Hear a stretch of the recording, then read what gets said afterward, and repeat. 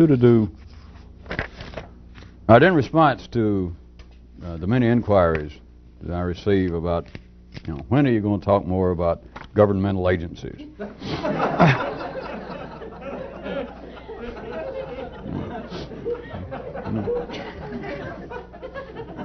The FTC, the FCC, the SOB, and so I'll try to get around to a little something tonight. But I wanted to give another example of life's dazzling distractions verbally, to where these first stories are kinds of things we've been talking about for the last few tapings, where the first stories are much less than they appear to be, and also much more than they appear to be. I suggest that some of you should find it to be one of the more uncommonly pleasing jokes. For those of you not familiar with the terminology, which includes most of us, joke is not really something funny necessarily. It's a kind of distraction that life uses for one purpose, and that people either do not normally see as one, or two, they see it and think it's ironic, or three. The example I had in mind tonight was this. As life drives men to continually say that the superiority of their particular ideas, or an idea, is derived from the fact that it's based on their own experience. You need a second. You just never notice it, whether it's something you're interested in or whether you theoretically agree with it in some field of science or the soft sciences, the social sciences. But that normally operates as being a kind of crucible as to the validity of the ideas that a man will say, whether he's this specific or not. What he's saying is that what I'm about to tell you, this is in quotes, I'm quoting somebody else, what I'm about to tell you, or what I have written here in my paper, in my book, is no mere pipe dreams. I'm not out under a tree smoking funny grass and just drifting off. What I am telling you is based upon my own experience. I repeat, whether you're particularly interested in it or not, that is accepted. It flows through the normal wiring system of humanity as being some sort of, if not directly stated, but some sort of assumed and accepted proof, or the best evidence possible, not only of the information, but also of the intelligence and sincerity of the speaker. Because the inference, once you can just give it a quick little analyzation from an ordinary view even, by someone saying that, they're inferring, as always, since all speech carries another message, whether they want to or not, they're also inferring that there are ideas presented by people not based on their own experience, and of course, part of the inference being that they are inferior to what I'm about to tell you. And it's just kind of, if it's not based on experience, we're talking about very weak evidence. We're probably talking about imagination more than anything.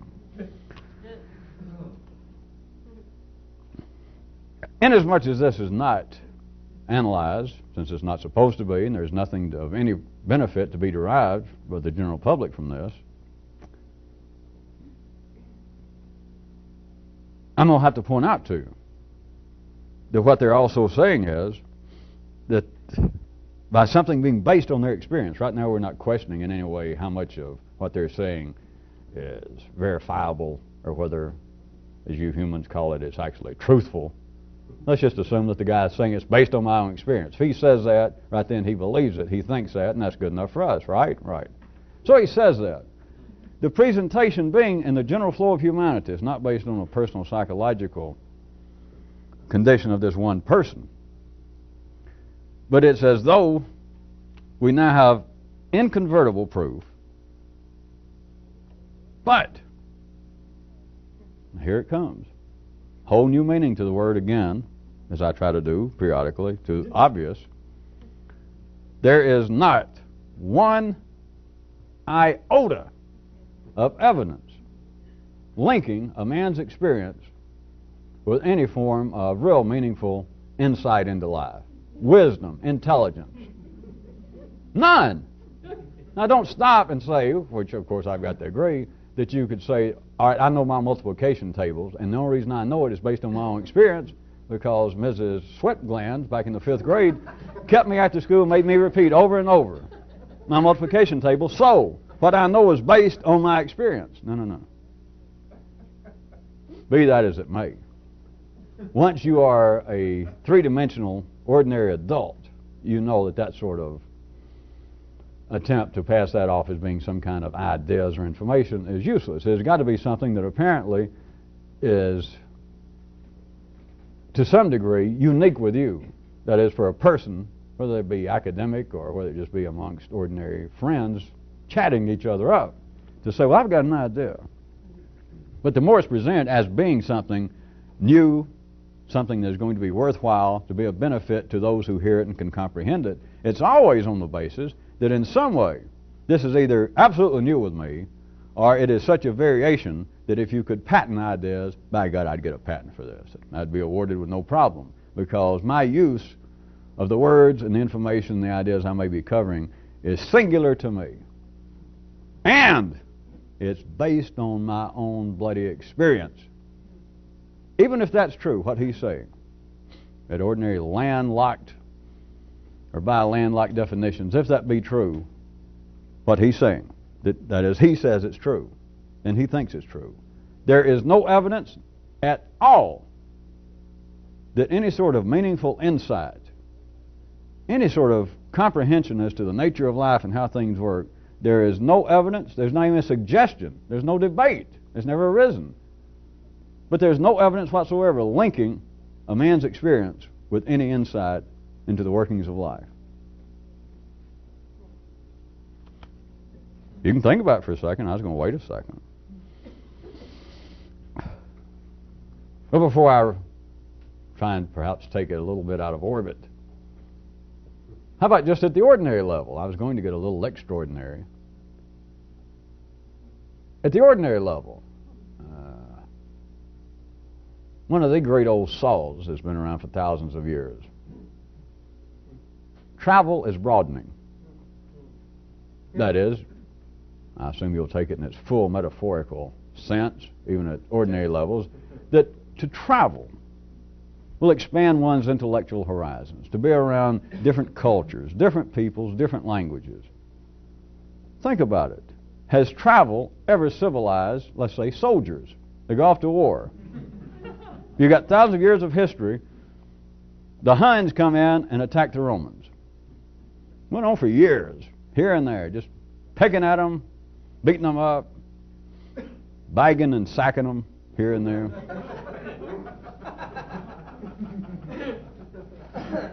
Is there any recorded evidence in history, in your own nervous system, to any degree, enough that it made history, that some group of soldiers, here they are traveling, and let's take ordinary historical viewpoint since I picked those group, a less civilized group attacks a more civilized. Is there any record that the Huns got in there, started attacking the Romans, and suddenly large segments of them traveled a long ways, wherever the Huns came from, but traveled a long ways to get there, and they're there, and is there any record at all that they went, Jesus, one Hun turned to another one, and said, I enjoy looting and pillaring as much as the next Hun, but you realize what we're destroying?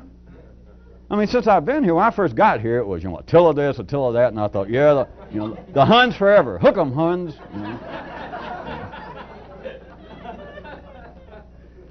But now that I'm here and look around, I don't know, I realize that there are other things in life than Hundom.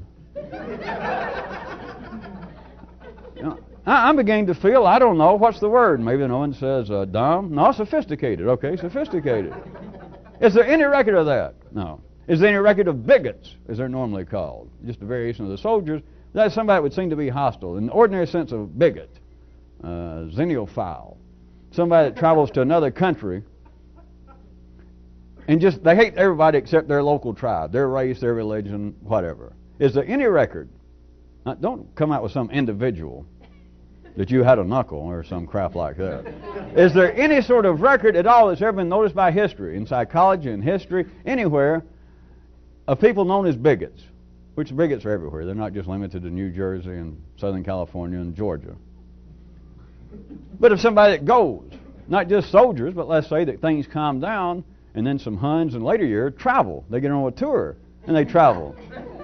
And there's something in their genes or something in their history that they still hate the Romans. And so here it is, 2,000 years later, and some Huns get on a tour group, and they end up traveling through Rome. Is there any record, does history pay any note, that just travel by people? Which everybody's bigoted in some way. Everybody's biased. That's having local intelligence. And I don't mean just racially and just religiously and all that, as you know.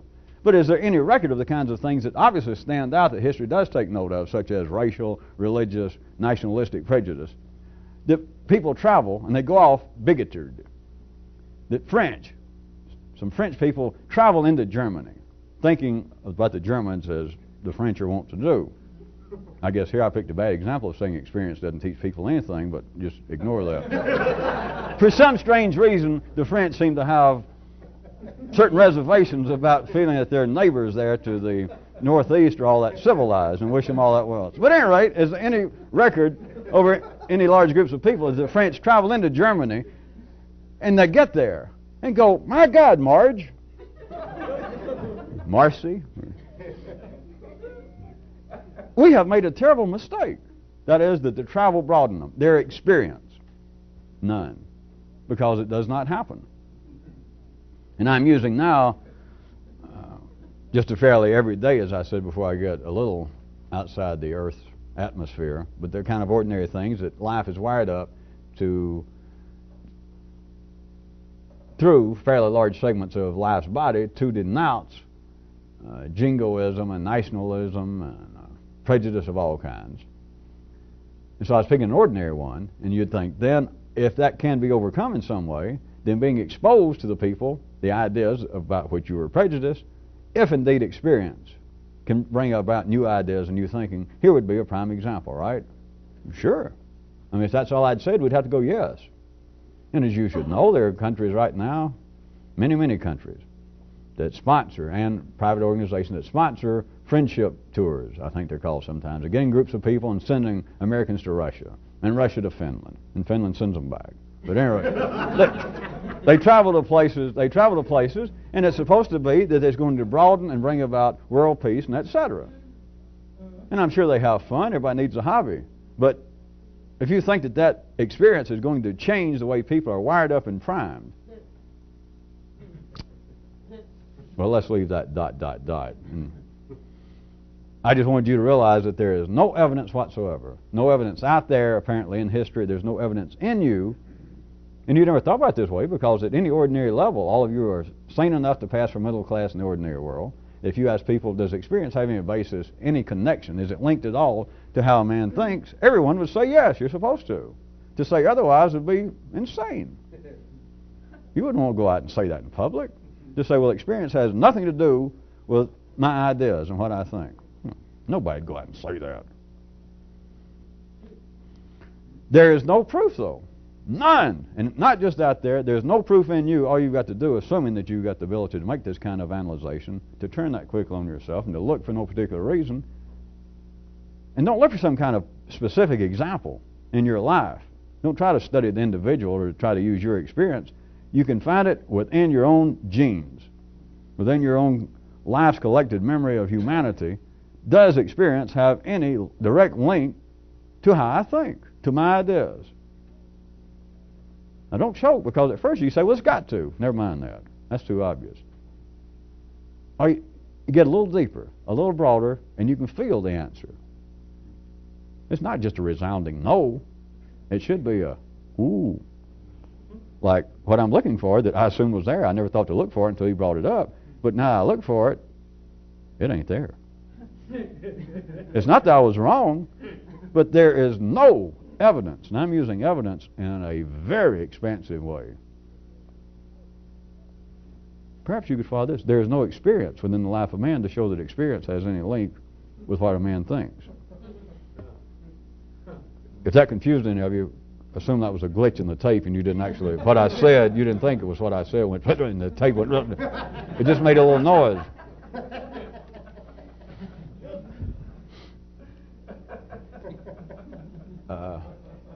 other than what might be also those things as I'm discussing now would seem to be something that was operating at the intellectual level of man, that is the hostility, the tension between diverse groups of people. Get into something that would seem to be a little less specifically or singularly modern man, if you need any other position from which to try and see this kind of thing. How about the calamities, the disasters of life, earthquakes, tidal waves, hurricanes, death in your own family? Horrible things happen. And the kind of things that, of course, in literature and movies, and I guess people amongst themselves, ordinary people, will state, and no one ever questions it, but will state, after the great hurricane, the great eruption of the volcano here back in '68, that not only destroyed my house and my business, killed my wife and all of my 4 children. I got to tell you, I was never the same. And I'm not repeating this kind of thing on the basis the person said I was crushed, but they say I was never able to look at life again the same. It changed the way I think, changed the way I thought about the mortality of man. It changed my priorities in life. In other words, my ideas now have more validity. Not from some theoretical way, not that I picked up some book by whatever the latest guru doctor or psychologist is that says change your priorities and be happier. No. Those books may be all right for some people, but I'm telling you, I'm not trying to rub it in. I'm not crying. It killed many other people. It wiped out most of our town. But I'm just telling you personally. I thought a certain way. I lived a certain way, but I thought a certain way about people and about life and what was important. And I'm telling you, in a matter of almost like that, our town is wiped out, my life's work is wiped out, my family, whom I thought meant probably more than anything in life to me. I didn't think I could live through it. I did live through it. I started another business. I got married again. But I'm going to tell you what, the way I think now is in no wise the way I thought before that experience. And anything I might tell you now, you were asking my opinion, or we were talking about the nature of life. And I should write a book, because now my ideas are based upon experience. And of course the man in this circumstance is talking about what is a kind of experience that would seem to be bone-rattling, nerve-rattling. I got you all calmed down through those kind of, I didn't mean to, that wasn't the point, but I did want you to understand that that is natural in life. I'm not laughing at it. I'm not being sarcastic. It's neither here nor there. But it is accepted that those kinds of emotional shocks, those kinds of very physical shocks, not just intellectually, that, as you might think with the first examples I made, that people do not change just because they are exposed to something different. To be exposed to something on a level that requires, that's not based upon intellectual activity. No matter what you think about a tidal wave coming or the lava running down the hill, it's still going to run. So it doesn't matter what you think when you're talking about a calamity that operates at a very basic level. And so that kind of experience, let us say, is fairly unusual. It certainly wouldn't be unique if it killed other people. But it's very unusual. But you should be able to feel somewhere that those kind of calamities, although you've never been through it, all of you, I'm sure, have been faced somewhere by a serious death in your family, your kin. It's something that you just, at the moment, you might have thought, well, this is as bad as a volcano. That somebody that I am that close to, the way I feel, or my blood kin, just suddenly, unexpectedly cut down. I'll never be the same. And you are, as is well known, oftentimes in a state of, I guess, diagnosable shock for hours, maybe a few days. And you may even sit around and somebody will say, well, you should learn a lesson from this. They may drag up their religion. And the person in this state of shock may even say, well, yes, I don't feel like life has much meaning, but I guess I'll get through it. Other people do, but I know this. I can tell this already. It's really made a change in me. It hasn't made any change. I mean, you simply have to see it. They may be sadder.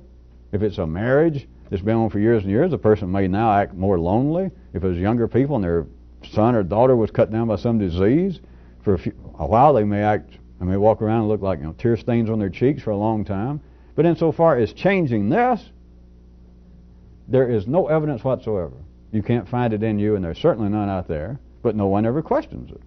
That is why I said it is another dazzling example of life distracting people in a certain way, energy-wise, by things such as, well, ideas, thinking based on personal experience.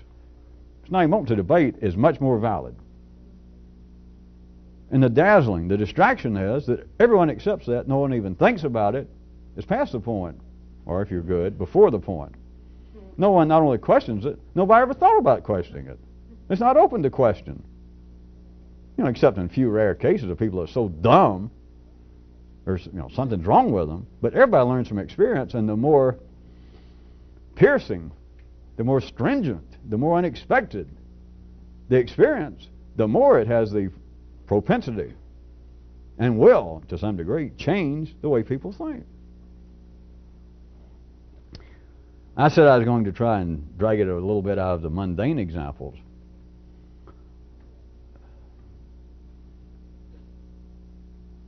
I'll just try and use right quick examples that ordinary humanity takes as supposedly heroic, extraordinary figures in history.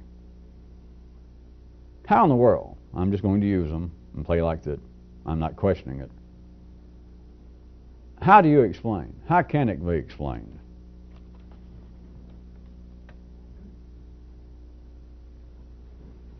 The Buddhas of the world, the Moseses of the world. How can they be explained? Now, if you can try, even after I brought up those examples, to keep from falling into the connotative snare of them being something from another world, if that's too viscid for you, philosophers, great thinkers, Newtons, Einsteins, to ask how can they be explained, let me point this out. Just take history as it is, but your best feel of it, your best knowledge of it, but still it's in your own genetic code. I can tell you this, or point out, and you should see it, they cannot be explained at all, whatsoever, by their life experience. Of course, I grant you, you've got to get a little past with the figures like Moses and Muhammad and Jesus and all that. You've got to get past that kind of thinking for another purpose, a more institutionalized form of energy that their experience came from secrets given to them by the gods. Just try and take it, as I said, if that doesn't do it, try and take a Newton or an Einstein. And I know that Newton went to college, best I recall. And so, but don't fall in and say, well, yeah, man, no, he went to college, he probably went to Oxford. I can't remember, he probably did. So, don't tell me his experience didn't have anything. But how many sons of guns have graduated from Oxford? How often does a Newton show up? I mean, all you got to do is go to Oxford, maybe find the same seat he sat in, take the same courses, and of course now they're more advanced. That's it. There is no explaining, and most of you should be good enough to even hear what I'm saying. It's not an attack on the idea or even the reality of a Moses or a Buddha. There is nothing in their life to explain it. Nothing, nothing, nothing. And of course, ordinary life again plays this little two-handed puppet show, and it can even make something out of that fact. That, how in the world do you explain that this carpenter, born out in a stable somewhere, a nobody, how in the world do you, that now he has had, most people would vote, probably on this planet, that he had the biggest impact. They can use that is, life use it like, to show you the extraordinary nature of this semi-man, or this, is the fact that there is no explaining. He's 12 years old. He goes around confounding the rabbis, asking them questions that they're going, boy, I wish somebody would bust that little kid in the mouth. A Moses pops up, a stranger in a strange land, pops up and just wreaks absolute havoc with more than one group of people. And you look at his experience, like, where do you learn all this? Where do you go? And then those with a vested interest in it, wired up to be so, can say, well, there is the proof itself of the extraordinary nature of this person, because it didn't come from life. You think that's not dazzling? Some of you don't enjoy that sort of thing by now? That you go, that they use, in a sense, the very proof that I'm showing another way is no proof whatsoever. If anything, it's proof that there is no proof. In other words, the very thing they're saying that proves it, contrary, it proves what I'm saying. If it proves anything, do you follow? In other words, they can say, well, it's proof that their experience didn't teach them this. That's proof of how extraordinary it is. No, it's not. It's proof how ordinary it is. From that view, at any rate, I guess by now some of you can follow what I was insinuating earlier verbally when I said not simply limited to everyday affairs like the multiplication tables are just ordinary, that you drop something it'll fall on this planet. But when it gets to any sort of so-called wisdom, when it gets to any sort of meaningful insight into life, of how humanity works, how things work, there is no evidentiary link known to any ordinary intellect between the individual's experience and what they know, insofar as there being some sort of insight, some intellectual activity on the individual's part outside, beyond the multiplication tables, and being able to read and write a bus schedule. Beyond that, if anybody knows anything about life, you will never find any evidence whatsoever that there was any link between experience and what they knew. You might also add, or note, for those of you interested, when it gets into areas that seem to be extraordinary, a variation of what I was pointing about the Buddhas and the Moses, when you get into those with less PR, less well known, all the little smaller time Moses and Jesus and gurus throughout the years up until today, what's the very thing that they have to do, that they spend most of their time doing? Yeah. Is recounting their experiences to explain that, listen, I studied with so-and-so for 10 years, I lived in Tibet, and I lived in India, then I lived in Indiana, then I went back to India, I realized I was in the wrong place. I've read, bring them in here, and they bring a truck. There's 23,000 books here, and I've read them all. I've done this, I've done that. They have to say that, look, I've got all this experience. They all do. And they even do this in organized religion, but especially when it gets off into, because they can use it either way. That is, life can use it either way. It's to say that my experience, I got all this experience. And then if you had a certain view, a more complex view, and you were trying to ascertain whether somebody actually knew something about life, and you went, all right, I got all that, then they would spend, if they're going to talk for an hour or a lifetime, then the first 58 minutes of their lifetime, the first 58 minutes of their hour of their speech is taken up with what? They tell you, they try and regale you, impress you, tantalize you with their experiences. That is, what I'm about to tell you, I've had the experience. I'm not somebody that went and read a book by Yogi so-and-so. I studied with the man before he died. So what I'm going to tell you, no offense, his books are nice, and I'm sure some of you people have read them. It might have helped bring you here and define me. But I want you to know, that I did not get what I'm about to tell you out of books. It's from my experience with the man. So they spend 58 minutes saying that, and if you had a certain way of trying to look at this, not an attack, not a criticism, but then you'd realize the more that's done, the last 2 minutes they say, all right, here's my ideas. The ideas are about like a cold sweet potato pie. They finally give you the ideas that they've already proven are going to be extremely valid and important because they're based on experience, my experience. All right, come on, let's have it. The more they do that, you can count on this. You've already laughed, so enough of you realize what I'm saying. The less the actual ideas. That is, the ideas I'm going to give you are based on my experience, my extraordinary experience. The more they do that, whether it be an individual or an institution, the more they do that, the less you can even count on even getting any hobby pleasure out of it. Because the more they do that, the less there is any useful, meaningful validity, purpose, as far as you're trying to do something extraordinary, to what they're going to tell you. But it all balances. You realize it's all a beautiful equation. The equation always equals everything, whatever the circumstance is. In this case, to talk about what I'm going to tell you, that is, I'm going to tell you the experience I've had that led me up to this. If they spend 58 minutes with that, and their life is going to be an hour, your dance with this particular person or institution is going to be an hour, just to pull out a metaphorical figure. If they spend 58 minutes telling you their personal experience, then the final 2 minutes are going to equal the ideas. It's still going to equal 60 minutes. or 0, according to how you look at it. But it doesn't matter how they do it. They can spend 30 minutes. The equation always comes out the same. That is, what's new? Nothing.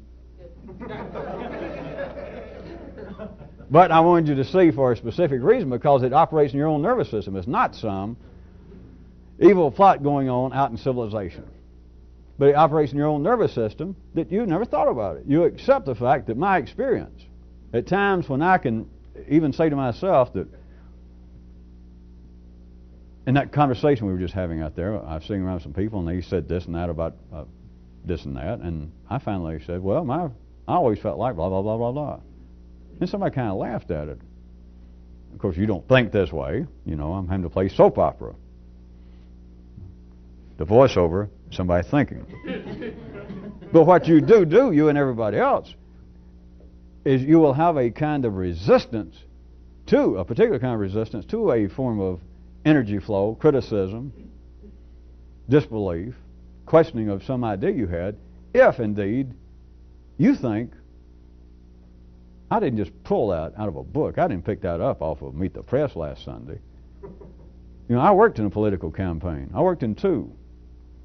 The man down there got elected. I was inside. I saw what was going on. And so the ideas I told those people a while ago, you know, most of them, I know they get what they're talking about. They picked up from the news. I know they all subscribe to Newsweek or the National Review. But what I was mentioning was based on my own experience. Now, it was real long, and of course, I was like that.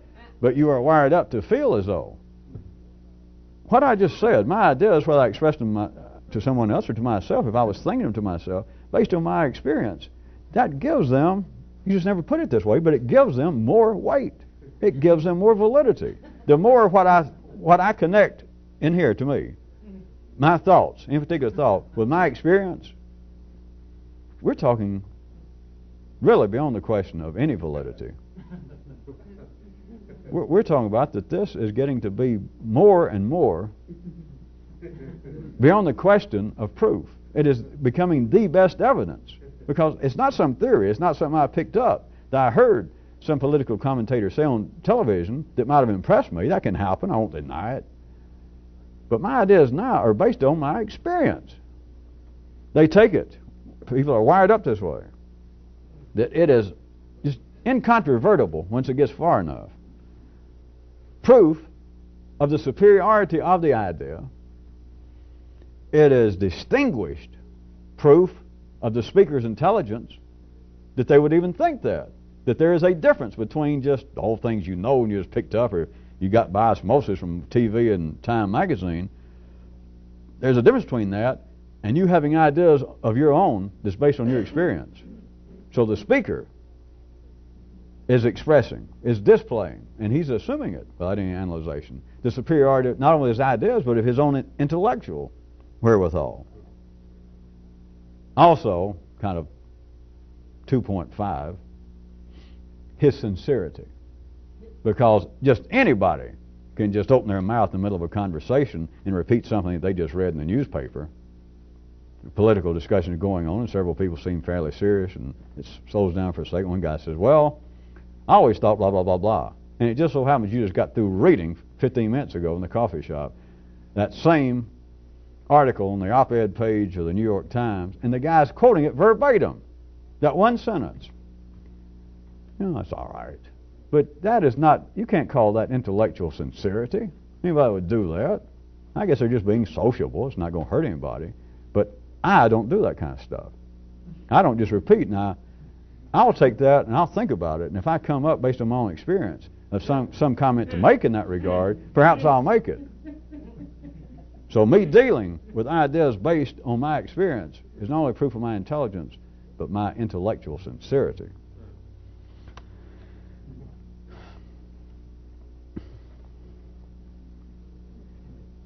Before I move on to the governmental agencies that I know brought all of you here tonight, let me put it to you this way.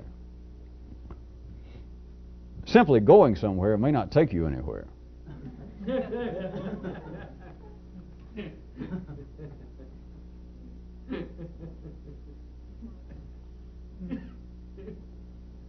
By quote, going somewhere, of course I mean more than physically going to Germany, physically going to visit some group of people. It's believing internally that you're going somewhere based upon your experience. That is, well, based on my experience, by God, I'll figure things out. I'll come up with superior ideas based on my experience. Simply going someplace may not take you any place. Now, I was going to get into, some of you may know, it was very common, and it's still going on, by the way, in smaller media markets, local radio stations. It still goes on. It's a phenomenon known, it used to be called, I'm sure it still is called. We'll get to the damn point, all right. It's called rip and read. That is, in the stations, small little stations, little radio stations, let's make it easy. Still going on. The FCC, up until recently, required that there be a kind of public service, a kind of service to the community for these stations, for all stations, to keep their license. That is, to exercise the privilege to take part of the electromagnetic spectrum in the audio portion, and they have the exclusive right of it to have radio station WSQUAT, wherever it is, in North Dakota. They would have to, every few years when they would come up for a relicensing application hearing, they would have to show that they were serving the community. And the one thing for years that went on was that they had to present some sort of news. Now you're talking about little stations, and the point of the radio station, as all of you know now, was not to play music and entertain you. It never has been. It's just part of the distraction. The purpose of the radio station, why somebody came up with the money, got a license, was to sell advertising and make a profit. And to make you listen, they had to play music. Let's assume it was a musical station. To keep their license, they also had to ostensibly serve the public in some way, specifically to present news.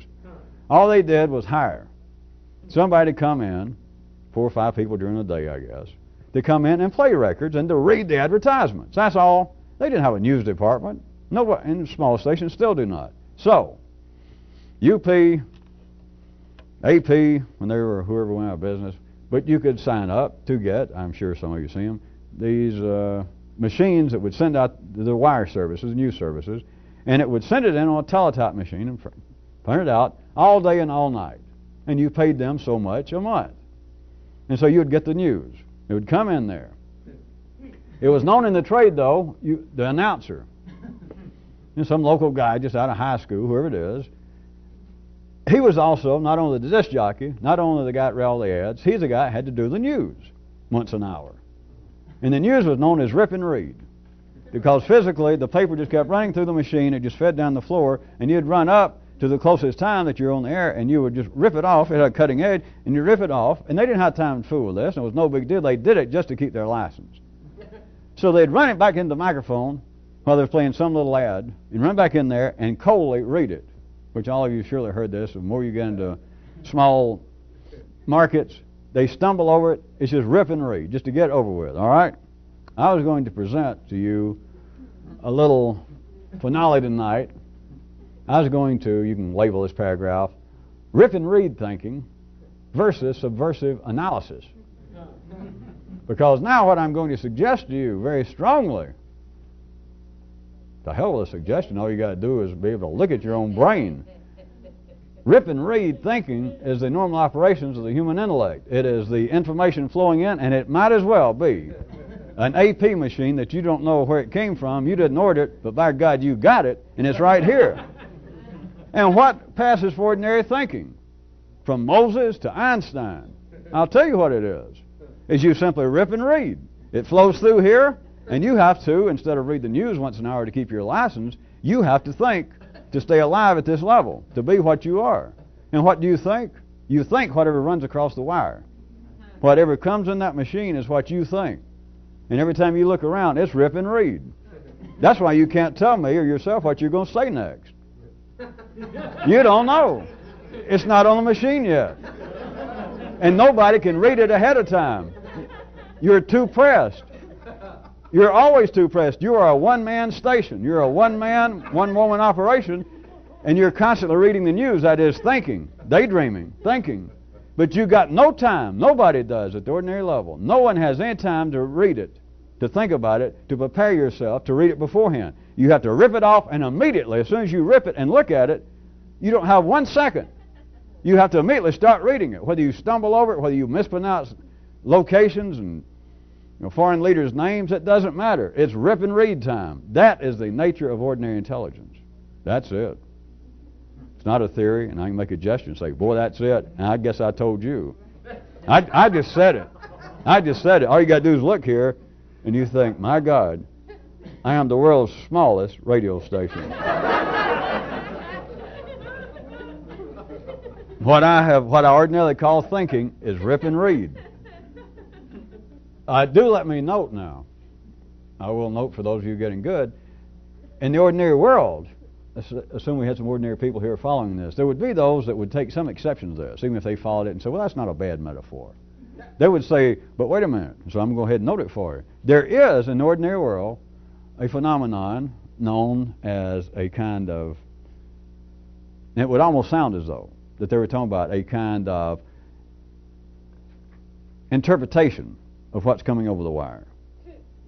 At the ordinary level, there would be people, if they were standing here following me, let's say political observers and commentators, writers, there would be some that, let's say that they were just three-dimensionally wired up to be intelligent enough that they could hear some metaphorical, they might think humor, some little bit in what I just said, and they would say, well, that's all right. But that's not exactly true. Most people do. They just literally take what they hear and they just... And to take a little metaphorical of what you said, in a sense, I can hear what you're saying, that the information from life comes into us, and you can just kind of rip and read. But now some of us, we do analyze what's going on. We're even called the political commentators. They consider our segment on the nightly news to be a kind of analysis. Here's what it is. It's not really any different, but I wanted you to see that there is always shadings. It's not just absolutely this or that. There's always life, not only making punch hit Judy, but when Judy's falling over and holding her head, life also does things like make punch look off and go. At any rate.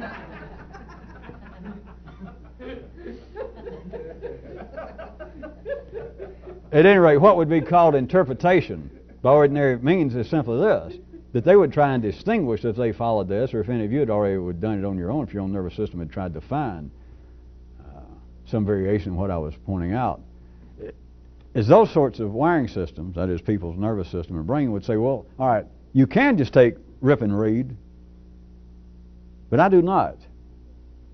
I do it for a living and I do it personally. I try and analyze instead of just my immediate reaction. But they do still rip and read. But they don't realize, but now it's a game of mirrors. Because now they rip and read their reaction to what they thought was rip and read. That's why it always has a name.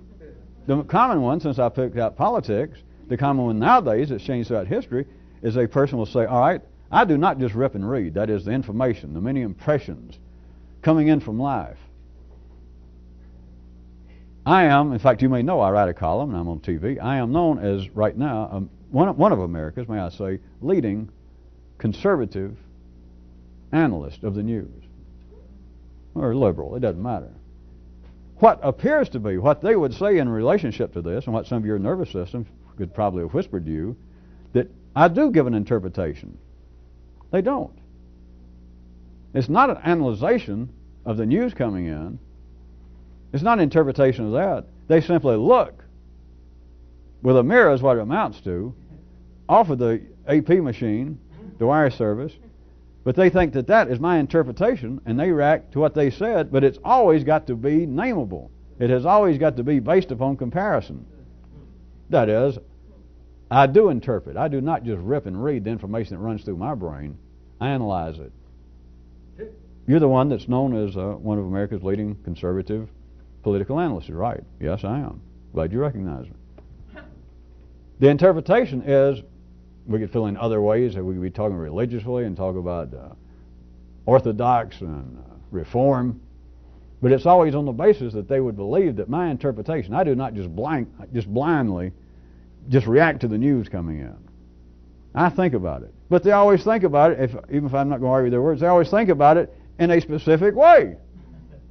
Yes, I interpret it, and I interpret it with a certain, I guess, view, certain spin to it, in comparison to this other spin.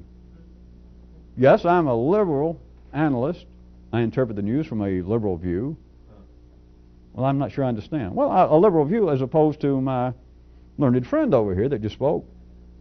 He analyzes what's going on from a conservative view. Ah. Now I see.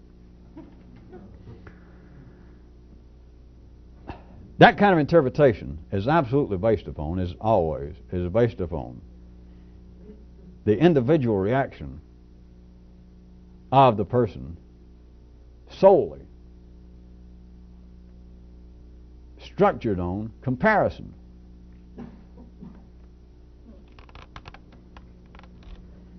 Now, I said that you could have headed this paragraph as being rip and read thinking versus subversive analysis. Now, beyond what they would try, laugh would have some people react to what I said was why I stopped for those 4 or 5 minutes, which might have been wasted, to try to get you to see that, as always, anything I can point out there is some feeble reflection, some shadowy reality of it is always floating around in life. And so, but let me point out to you what a real subversive analyst of the news coming in.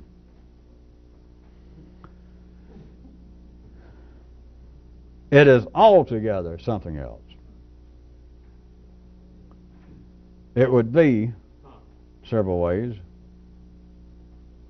that I might note. It would be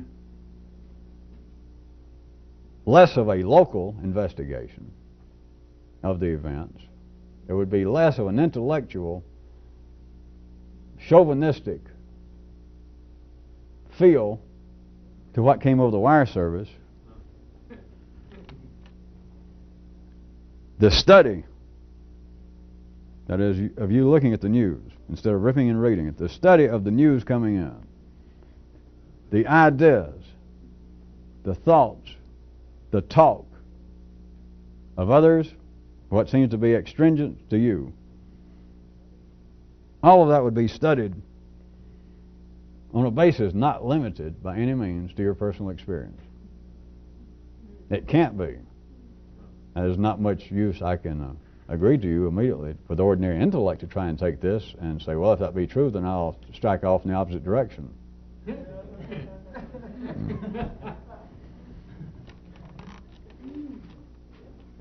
It is a true analyzation. I'm just using that word. It's not a true analyzation because if you look in the dictionary, what I mean is not what they mean. But it is a true analyzation as opposed to theirs in a subversive way, because you would be analyzing as opposed to simply ripping and reading, to taking what comes through as being the facts, or taking what seems to be mirroring your reaction like, well, wait a minute. Up until that last paragraph, up until that last sentence there coming over the wire, I was in agreement, but wait a minute. All of that is still based upon what seems to be to that kind of individual local factors, their own thinking at the epicenter of it. It seems to be based upon their experience. The more that it seems to have any significance, much of it just goes through everybody. You can't keep up with all of it.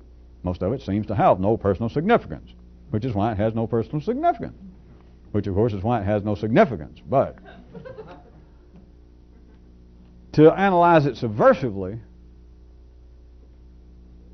you're in no way concerned. It doesn't enter into it as to whether this has anything to do with my personal experience. Well, if you were listening earlier, I tried to, in a very, I'll admit again, subversive way, prove to you that experience has no link whatsoever to any insight into life. So, forget about it.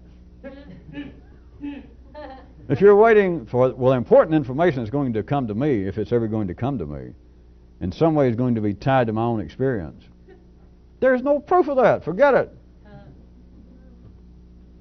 Contraire, as I tried to pull out the other examples, those that apparently have some great insight into life, they don't seem to have any experience that has the least thing to do. Those that seem to have known the most, either their background or their life experience seems to be almost a blank, or else it is so mundane. You know, Muhammad shows up. He's never thought of. Seems to be more information about him than some of them. Nobody thought much about the man. Middle-aged, half crazy, a camel driver, never very successful until he married an old woman. Got his hands on some money to where he could relax a while, and he wanders off, and suddenly he comes back and he says, hey, think about this. And they listen a while, and they say, what in the hell is this? And he said, voices talked to me and told me that. Where in his background? At any rate, I was trying to get you to see from another view, even though I know what a shock or a surprise to point out that there is no evidence at all to show that there is any connection between any meaningful insight into life and a man's experience. No evidence at all. And if that's not good enough for you, if that sounds like too much of a negative attempt at evidence, like, well, what does that prove just because I can't think of any? Look at it contraire. Those that seem to have done something extraordinary. How do you explain not just the Muhammads, but the geniuses at any kind of level? How do you explain a Picasso or a Rembrandt? You can say, well, they did study somewhere. Come on, you got to see what I'm talking about. There is no explaining it. It's why nobody wants to explain it. It's why life doesn't bring it up. Because you can't explain it. You can find people that has been studying music, can have a PhD, could teach music, probably get tenure somewhere, and you ask them to sit down and play a bagatelle, and you think, I don't even recognize it. You tell me that's Beethoven? Or you tell me that's music even? Can you pat your foot if I begin to whistle Yankee Doodle Dandy? Could you even pat your foot? And the person can't. There is no known connection, no evidence, no reason for any revolutionist to go along with the folly, the delusion any further that there is any connection whatsoever between any meaningful insight and understanding of life and experience.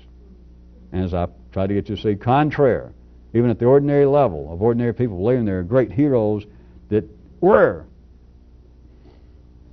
stupor-mundified intellectually, wonders that show up. There's no explaining it. None. Whether it be voices of God or, well, the man did go to Harvard. There is no explaining it whatsoever. That kind of subversive analysis that I was suggesting of what seems to be the ideas, the talk, the events of life out there and in you,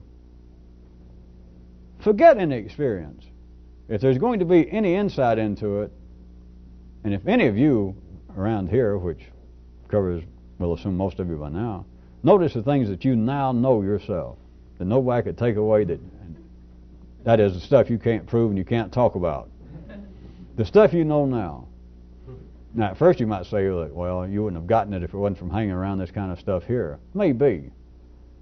But the stuff you now know, in what way is it based upon experience? Now, you can say being here is an experience, yeah. But what you now know, how in some way can you say, well, this is based upon the fact that I grew up in the slums? Or this is based upon the fact that I grew up in a good middle-class household, but my father was a drunk. What does any of that have to do with this? And you should immediately be able to feel, not just nothing, there's not even a response. It's not worthy of a response. There's just simply no connection. You got no idea how you ended up here being involved with this, and what you do know now that may be extraordinary, you really got no idea how you know that. Because it's not based on your experience.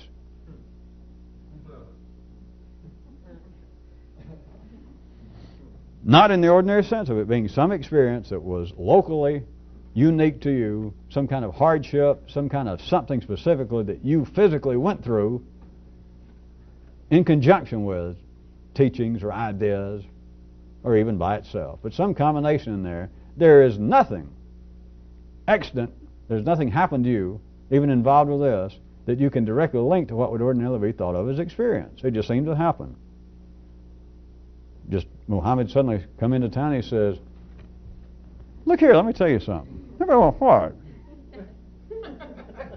The Buddha wanders off years and years and finally sits under a tree. And one day, after being quiet for whatever it was, a few days, these other guys standing around thinking, is he up to something? Finally he says, look here. How do you get this? We're here with him, all those other monks. We've been starving, we've been going around naked, we've been putting on Christian Dior robes, we tried it all, and suddenly he sits down And you sit right there. You sit there for what it was, 7 days, and then suddenly you went, ah.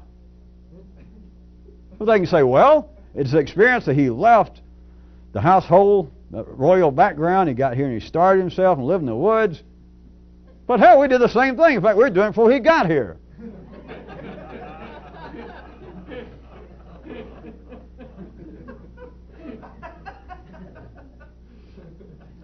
Well, and what I was going to throw in, the subversive analysis also, somebody doing it. Whatever it is that your ideas, if there are any superior value to them to you, also notice this. Not only is it not linked to, based on your experience, but it's not based on comparison. That what you know, what becomes a subversive analysis of life, is not based on comparison. That is, that what I know now about some subject is right, and it's right at the expense that somebody else is wrong. No, it's not. That's why all this is so, I started to say vague, interesting to some people. That, hey, I now see that things that everybody believed, including me, back when I used to rip and read my thinking, that I believe was true, and it's not true. Except it's not true at the expense that it's no longer not true. Because back there locally, it is true. It's as true as it ever was. So what I know now is not the expense.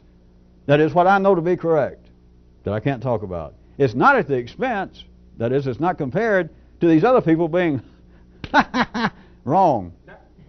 No. If what you know is correct on the basis that somebody else is wrong, if there's any comparison involved, you're ripping and reading. You're still a one-man station. Ending up here tonight, I would point out one more thing. That this is getting, this sort of thing, if you were following it, it is getting ballistically close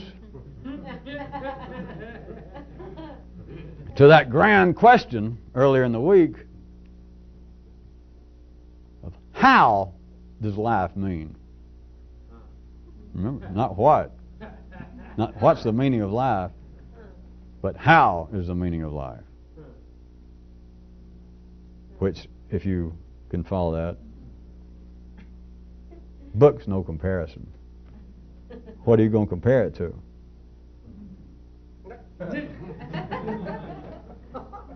Say, I never thought of that. Well, give me a surprise as we close.